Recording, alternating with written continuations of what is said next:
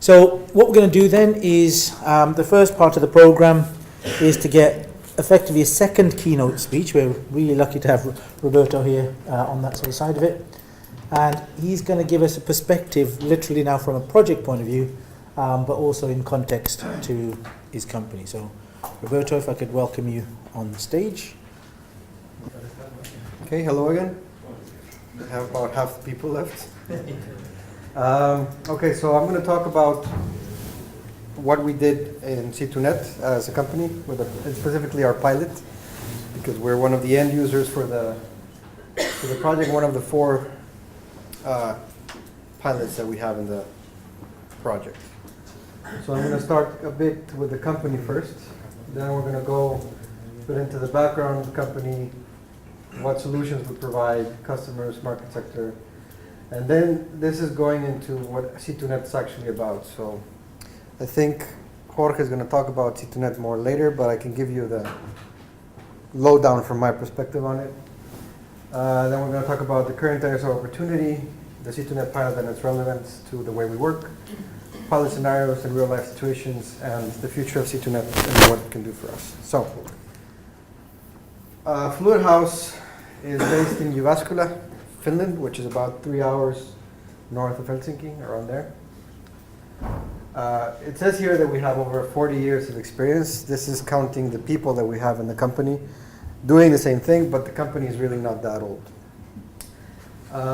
We basically we're a component supplier and independent systems integrator, and we focus on hydraulic and lubrication systems and control and monitoring. We're about 30 employees. Our turnover for 2015 was 5.5 million euros, and the ownership is operative management and personal investors. We have pretty much 3 sales offices, Sweden, which is also taking care of Norway, Germany, and France. This is a bit about our history. Fluid House was mainly a company that was into R&D. This is 2 of our main products. One is a silent power unit, so basically it's a hydraulic power unit encased in a box so that it doesn't make noise. And the other one is some kind of a double helix oil cleaning tank, basically. So when you have lubrication going to the field, the oil comes back, gets the air and water out of it, and then gets filtered and cleaned at the right temperature and gets cycled again out. That was around 2004. And then in 2005, the Metso Paper Automation Workshop kind of like stopped being Metso. So it was acquired by Fluid House, and they fused into one, so to speak. And then Prodatec was a daughter company founded in 2007, and then we merged together with, I was originally in Prodatec, and we merged with Fluid House in 2012. Prodatec was a systems integrator, mainly with electronics manufacturing. And the automation workshop basically did all the lubrication tanks for, in that time, Metso Paper, now Valmet. So yeah, it fused into one. Now, the current situation is a bit different. We have a parent company named Fluento, which is basically a company dedicated to production management systems, automation systems, flexible production systems, and industrial IoT. Then we have Fluid House, of course, which I just mentioned, and the focus of today's presentation. And we have a sister company, which is SMECluster, which was recently acquired by Fluento. And this company is more about focusing about the oil, everything related to the oil. So oil diagnostics, oil systems maintenance, audits and consultation and training. So while Fluento is a parent company and SMECluster are a company, we provide our services independently. If there's something that we can provide as together, we do it like that. Typical applications would be pulp and paper machines, mainly the lubrication part of these machines. The same thing for turbines, soil making machines. For deck machinery, we make hydraulic power units, so units that are capable of outputting a lot of hydraulic power. Ramps and bridges, motors and generators. And this, for example, we do the jack-up unit, which is basically a little lubrication unit that lifts the jack of this big generator so that it starts rotating. These are some examples of what we make. Here you have the more traditional oil lubrication system, which is a basic square tank or rectangular tank. Oil is pumped away from this into lubrication points, and then it comes back and gets cleaned. This is a hydraulic power unit. This is a distribution center for pneumatics and hydraulics. These are measuring stations. This is another lubrication tank from the old days. And this is our own product, which is in principle the same as this. But this one has a special double helix that takes away the air from the oil and reduces the size of the actual container that you need. Key customers will be in these different fields. We have pulp and paper, marine, oil and gas, energy infrastructure. Big names will be Valmet, Boyd, Andritz, Rolls-Royce, Siemens, ABB, Moventus, etc. And other customers will be these. Okay, going into our supply chain, and this is related to C2Net. If I were to simplify the definition of C2Net, I would call it an attempt to make a Facebook for suppliers, manufacturers, and customers in a way that you share data on the cloud, you exchange information about how you work together and how you distribute information between what you need to do. So it's about all supply chain management, basically sharing information between suppliers, manufacturers, and customers. That's pretty much what C2Net is. I'm sure Jorge will make a better definition of it when he's presenting the project. But yeah, going into our supply chain, we basically have a customer. We have two options here. One is that it's a new customer, goes to sales, and then we go to engineering. So they go to sales, they say, okay, we want the system, we need the system, and then we define it or engineer it, so to speak. Another case is that we have an OEM customer. So it's a customer that's a big company. They already have their own design, and they tell us, okay, here's our design, you make it for us. Sometimes we need to do some engineering for that, sometimes we don't. But basically, it's just go download the order from the customer portal and proceed with the execution of the order. Then we have the engineer produces the bill of materials. Then the purchasing people go to the planning and logistics, ask the supplier for the parts. We get the parts get to fluid house, we start manufacturing, we test and check for quality, we pack it, and we ship it. So this is pretty generic. This is pretty much the same, similar supply chain management that you have with anything. The difference here is that we're not actually, everything that we do is manufactured by hand. So we have technicians that assemble everything by hand. We don't have a production line. We don't have a conveyor where you do an assembly line. Everything is done by hand. So the current areas of opportunity, or the areas of opportunity before we had C2Net, and they're still kind of relevant, would be that we have very big differences between the micro and macro suppliers. So we have people or companies, suppliers that give us these huge tanks that can be anything between 200 liters and 10,000 liters. And we have companies that provide sensors or flow meters or this kind of stuff. So there's a very big difference in the way that our suppliers work. We have a lot of problems with our on-time delivery. We have a lack of standard interface and communication systems between customers and suppliers. So again, if it's a customer with OEM, they have their own customer portal. We have to go to their portal, download the order, and proceed that way. If it's a small customer, maybe they just send an email and say, hey, I want this.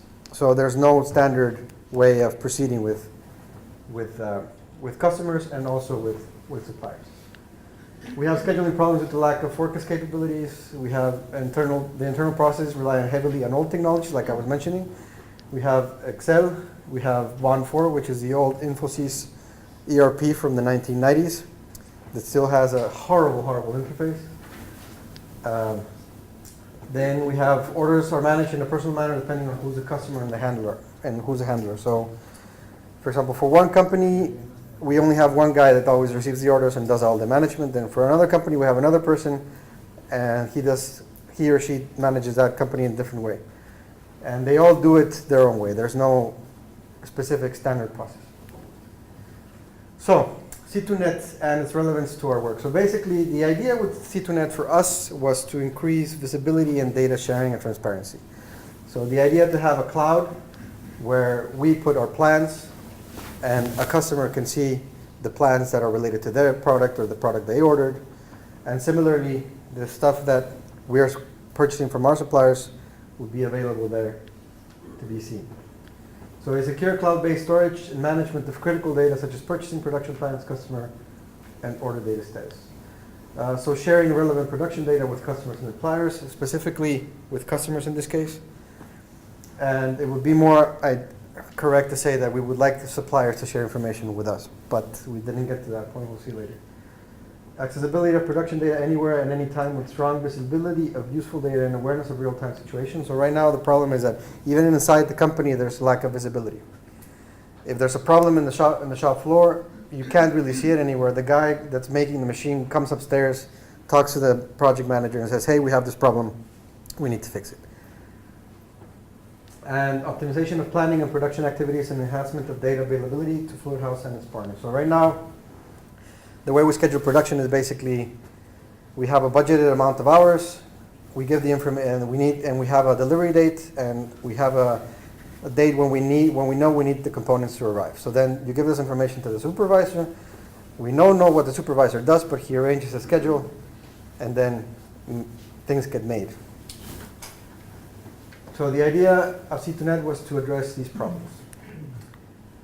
So in order to do this, we defined 3 basic use cases, or 3 scenarios. One would be the inquiry, quotation, and order reception planning. So basically focus on the initial part of the supply chain, the way that we manage orders, and the way that they're received, and the way that they're made visible. Use case 2 is management of production planning. This focuses on the internal part of the project of scheduling production. And use case 3 is optimization of information accessibility and material purchasing planning. So basically monitoring of purchase. So in the case of the use case 1, we have the idea that we had was that the customer here makes the order the same as the beginning. Then the data goes directly to C2Net. And then C2Net provides the visibility of this data. So we get the order, we put it to the cloud, and then every time that something changes on the data, the relevant parties are notified. If you get an order, and then the order gets accepted or the order starts being executed in the company, then the customer gets a notification saying your order is being made. Which is pretty basic for maybe a big company, but for us it's a big deal. So the order data becomes available for visualization to all relevant parties, in this case the customer, and also internally to us. Status changes and issues and anything that may arise can trigger notifications. And with future developments, eligible customers, so the idea would be that eventually, this is not possible now, everything that, instead of going to the customer portal and downloading the order, the idea would be that the customer portal automatically communicates to C2Net and we get the order there. Or if it's a small customer, they go into the C2Net portal, they put the order there, and then we just get it there directly instead of going to a third-party system or a second-party system or whatever. So it should all be there. In this case, it's about manufacturing. So the way that it used to be is that we had an Excel sheet. And every time that an order came and it was uploaded to the ERP, the project manager took that order and put it into a line or 2 or 3, depending on how the order was, into the Excel sheet. And then everybody change the data on the Excel sheet, or they should change the data on the Excel sheet as things progressed. I did not know this when I started working at Fluid House, and then when I heard about it, I was appalled. So I started pushing for the development of a small internal tool that would aggregate this into some kind of little application that had everything on the database. And we started developing this application called MERP. So basically, MERP is a glorified Excel sheet that's it's a web browser application. But the data is on the database, so it's easier to manage and it's more consistent. Now that little tool that we developed enabled us to integrate easier with C2Net. So what happens now is that production manager exports from ERP the delivery item data, then this data is uploaded to MERP, and then MERP automatically communicates the data through REST services to C2Net. And every time that there's an update on this data, C2Net gets it. So the idea is that once in C2Net, the supervisor can log in, go to the optimization part and say, okay, I want to automatically schedule production, and it automatically schedules production, and then he allocates resources. Now, the supervisor can choose to follow the algorithm or not. So that's the idea that we have right now. He executes the algorithm, he gets a schedule of all the production, and then he chooses whether he follows it, adjusts it, or what he does with it. So this is basically what the use case does. And it increases general visibility, and all the data about the delivery item is available on C2Net. So in theory, if the customer needs to see something, they can go online and check the information of when it's scheduled, when it's going to be ready, and all this. Yeah. So going into the algorithm, it uses a mixed integer linear programming model for scheduling and production and human resource. It distributes the workload of production operations among available workers, matching their skills, because we have basically two kinds of technicians. We have an assembly technician and an electrical technician. The assembly guy obviously does all the mechanical assembly, and the electrical does any kind of wiring that might be required. And the model features basically says that it treats delivery dates as hard constraints. No late deliveries are allowed. It allows overtime hiring temporary external workers, and as a primary sub-objective, it minimizes overtime and external hiring costs. So the idea is that we have the employee skills as an input, employee schedule, employee type, order and projects. C2Net does its magic, and we get a production plan. Lastly, use case 3 is purchasing planning. The idea originally with this scenario was that we had kind of an online discussion negotiation. Like, you make an order on C2Net, the supplier gets the order, and then he updates you if it's coming on time or if there's a problem, and then you negotiate anything with it. That was not possible in the end, but what we ended up doing was that C2Net uses an algorithm to monitor whether a purchasing item has arrived or hasn't arrived, and if it's delayed or almost delayed. And if it has any kind of problem, it creates notifications and sends it to the purchaser. So this is actually quite a big deal in the sense that right now, nobody really takes care of following the purchasing plan. So we usually have a lot of delays because of this. So this is actually a feature that would be very handy, or it will be handy when it works fully. So this is just some UIs that we have right now. So this is one of my main concern, or one of my main beefs with the project. Originally, this was actually the extent of what C2Net did. It basically just uploaded the data, then you had this kind of list of tables and information that was really nothing, didn't tell you anything. It was just a table there with a lot of rows and data, and I was like asking, like, okay, so what's the user interface? What am I going to see?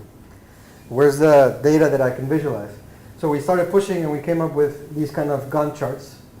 So this, for example, shows the customer orders, and this would be visual for the customer, for example. This is something that the customer could be able to see. Similarly for the supplier purchasing list, so you have here the purchase list, and you have how many have arrived, 101, 201, etc. So you have which ones are supposed to arrive when, and if they have arrived or not. And if one of these are delayed, then you get a notification on a message or an email saying that you have a problem, like this one here. So if you have an order being updated, or if the production plan came from accepted to being manufactured, you get a notification. If you have a problem with purchasing, you get a notification. Pretty basic stuff, really. So, does it work, and is it worth it? In short, yes. This is something that has a lot of potential for us because we don't have a very standard way of working at all, as you have listened. It's not perfect. It has a lot of things that are missing. But the main things that we can take out of this is that the production plan optimization scenario has provided hard data on long perceived areas of opportunity. So basically what I'm trying to say here is that we knew that we had kind of scheduling problems, and that we had a lot of dead times, and maybe sometimes we were having too many resources, maybe we weren't having enough resources, maybe the workload was too focused on certain months and very empty, or very with people nothing to do during certain periods of time. Let's say we knew this, but we had no data to back it up.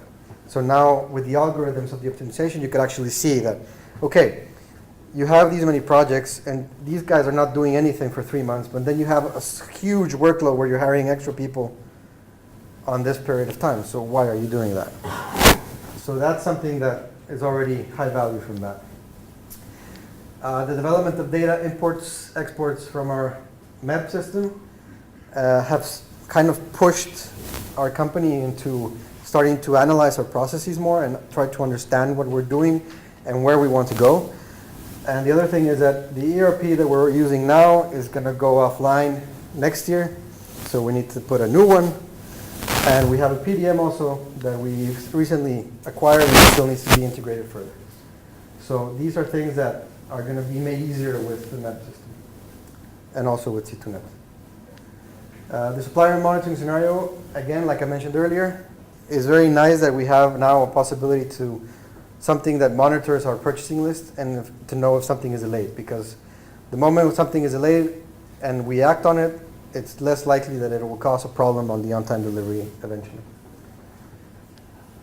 And also the UI developments made in C2Net, while currently limited, open the path to further analysis of what data needs to be shared between relevant parties in our supply chain. So the interface I showed you, or the Gantt charts, it's kind of like the first idea of what we have that might be relevant to the customer.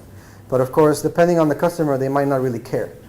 If it's a big company, they don't care if the project or the machine that you're making for them is being made or not. They just care that it's there on time. But that's part of the process. You need to make something and then get feedback and then develop it again and so on and so forth. It's a living process in that sense.